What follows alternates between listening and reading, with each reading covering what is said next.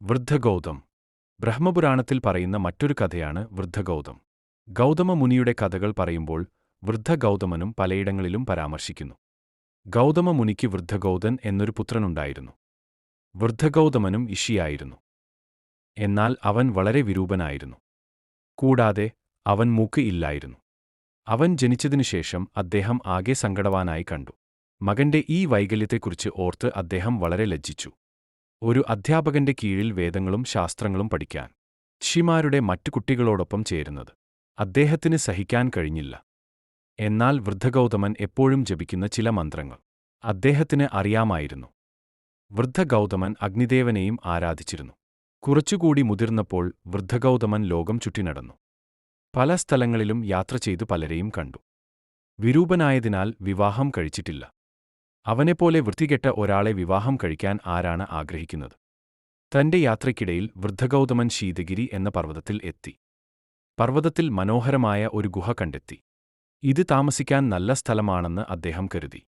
ഗുഹയ്ക്കുള്ളിൽ പ്രവേശിച്ച അദ്ദേഹം അതിനുള്ളിൽ ഒരു വൃദ്ധയെ കണ്ടു. വളരെ ആശ്ചര്യപ്പെട്ടു. സ്ത്രീ വർഷങ്ങളായി ഗുഹയ്ക്കുള്ളിൽ താമസിച്ചിരുന്നതായി വ്യക്തമാണ്. കഠിനമായ തപസ്യയുടെ കാഠിന്യത്തിൽ ശരീരം മെലിഞ്ഞിരുന്നു. ശുഷ്കിച്ച ശരീരവും വളരെക്കാലത്തെ തപസ്സും അവരെ ശരിക്കും ഒരു മന്ത്രവാദിനിയെ പോലെ തോന്നിപ്പിച്ചു. വൃദ്ധഗൗതമൻ ഇത്രയും ബഹുമാന്യായ ഒരു വൃദ്ധയുടെ പാദങ്ങൾ തൊടാൻ പോകുകയായിരുന്നു. പക്ഷേ സ്ത്രീ അവനെ തടഞ്ഞു. ദയവായി എന്റെ കാലിൽ തൊടരുത്. സ്ത്രീ പറഞ്ഞു. നീയാണ് എന്റെ ഗുരു. ഒരു ഗുരു തന്റെ ശിഷ്യന്റെ മുന്നിൽ എപ്പോഴെങ്കിലും വണങ്ങുമോ? ഈ വാക്കുകൾ കേട്ട് വൃദ്ധഗൗതമൻ ആശ്ചര്യപ്പെട്ടു. ജീവിതത്തിൽ ആദ്യമായാണ് ആ വൃദ്ധയെ കാണുന്നത്.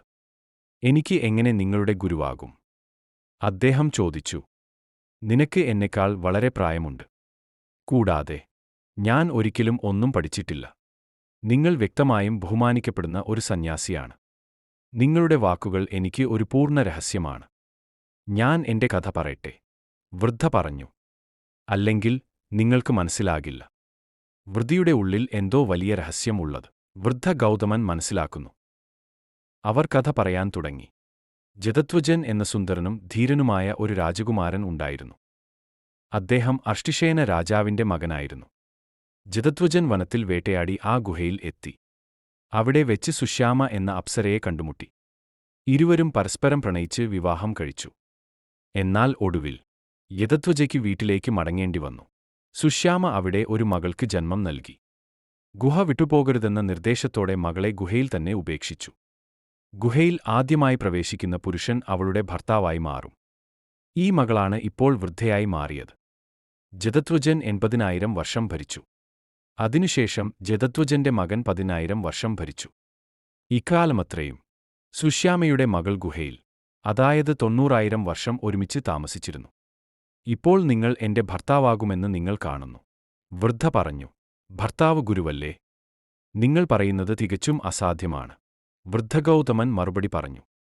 നിനക്ക് എന്നെക്കാൾ വളരെ പ്രായമുണ്ട്. എനിക്ക് 1000 വയസ്സേ ഉള്ളൂ. നിനക്ക് 90,000-ത്തിലധികം വയസ്സുണ്ട്. നമുക്ക് എങ്ങനെ വിവാഹം കഴിക്കാം? ഞാൻ നിങ്ങളുടെ അടുത്തുള്ള ഒരു കുട്ടിയെപ്പോലെയാണ്. നിങ്ങൾ എന്നെ വിവാഹം കഴിച്ചില്ലെങ്കിൽ ഞാൻ ആത്മഹത്യ ചെയ്യും, വൃദ്ധ പറഞ്ഞു. എന്നാൽ ഞാൻ വിരൂപനാണ്, വൃദ്ധഗൗതം പ്രതിഷേധിച്ചു. ഞാൻ നിങ്ങൾക്ക് ഇത്രയും വാക്ക് തരാം. ഞാൻ എപ്പോഴെങ്കിലും സുന്ദരനും വിദ്യാസമ്പന്നനുമായാൽ ഞാൻ തീർച്ചയായും നിന്നെ വിവാഹം കഴിക്കും. എല്ലാ വിദ്യാഭ്യാസത്തിനും അധിപയായ സരസ്വതീദേവിയെ എന്റെ തപസ്യയിലൂടെ ഞാൻ പ്രസാദിപ്പിച്ചു. വൃദ്ധ പറഞ്ഞു. അവൾ നിങ്ങളെ പഠിപ്പിക്കും. ഞാനും വരുണനെ പ്രസാദിപ്പിച്ചിരിക്കുന്നു, അവൻ നിന്നെ സുന്ദരനാക്കും. വൃദ്ധഗൗതൻ സുന്ദരനായി പഠിച്ച് വൃദ്ധയെ വിവാഹം കഴിച്ചു. അവർ ഗുഹയിൽ സന്തോഷത്തോടെ ജീവിച്ചു. ഒരു ദിവസം വിവിധ ഋഷിമാർ ദമ്പതികളെ സന്ദർശിക്കാൻ വന്നു. അവരിൽ വസിഷ്ഠൻ, വാമദേവൻ തുടങ്ങിയ പണ്ഡിതന്മാരും ഉണ്ടായിരുന്നു. എന്നാൽ അത്രയും വിവേകമില്ലാത്ത യുവജ്ഞാനികളും ഇവിടെ ഉണ്ടായിരുന്നു. ചെറുപ്പക്കാരനും സുന്ദരനുമായ വൃദ്ധഗൗതമനെയും അവന്റെ വൃദ്ധയായ ഭാര്യയെയും കണ്ട് ഇളയ മുനിമാർ ചിരിക്കാൻ തുടങ്ങി. ആരാണ് ഈ മനുഷ്യൻ? അവർ വൃദ്ധയോട് ചോദിച്ചു. അവൻ നിങ്ങളുടെ മകനാണോ? നിങ്ങളുടെ പേരക്കുട്ടിയാണോ? മുനിമാർ പോയി. പക്ഷേ ദമ്പതികൾക്ക് ലജ്ജ തോന്നി. അവർ അഗസ്ത്യമുനിയോട് എന്താണ് ചെയ്യേണ്ടതെന്ന് ചോദിച്ചു. ഗൗതമി ഗംഗയിൽ പോയി കുളിക്കാൻ അഗസ്ത്യൻ പറഞ്ഞു. നദി വളരെ പവിത്രമാണ്. അതിലൂടെ ഒരാളുടെ ഹൃദയത്തിന്റെ എല്ലാ ആഗ്രഹങ്ങളും നിറവേറ്റപ്പെടുന്നു. ദമ്പതികൾ ഇത് ചെയ്യുകയും വിഷ്ണുവിനോടും ശിവനോടും പ്രാർത്ഥിക്കുകയും ചെയ്തു. അദ്ഭുതങ്ങളുടെ അദ്ഭുതം. വൃദ്ധ ചെറുപ്പവും സുന്ദരിയുമായി.